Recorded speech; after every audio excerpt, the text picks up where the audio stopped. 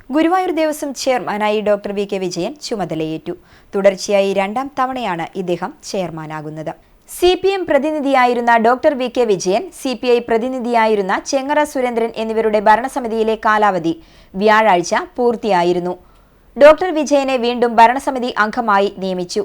ചെങ്ങറ സുരേന്ദ്രന് പകരമായി CPI പറവൂർ മണ്ഡലം secretary KP വിശ്വനാഥനെയാണ് ഭരണസമിതിയിലേക്ക് നാമനിർദ്ദേശം ചെയ്തത്. Doctor V K. വിജയൻ എന്ന ഞാൻ ഒരു ഹിന്ദുമത വിശ്വാസിയാണെന്നും ക്ഷേത്രാരാധനയിൽ വിശ്വസിക്കുന്നവനാണെന്നും ഐക്യത്തിൽ വിശ്വസിക്കാത്തവനാണെന്നും ദൈവനാമത്തിൽ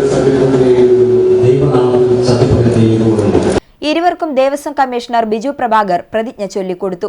തുടർന്ന് നടന്ന ഭരണസമിതി യോഗത്തിൽ ചെയർമാൻ സ്ഥാനത്തേക്ക് ഡോക്ടർ വിജയന്റെ പേര് KR ഗോപിനാഥ് നിർദ്ദേശിച്ചു. മനോജ് B. നായർ പിന്താങ്ങി.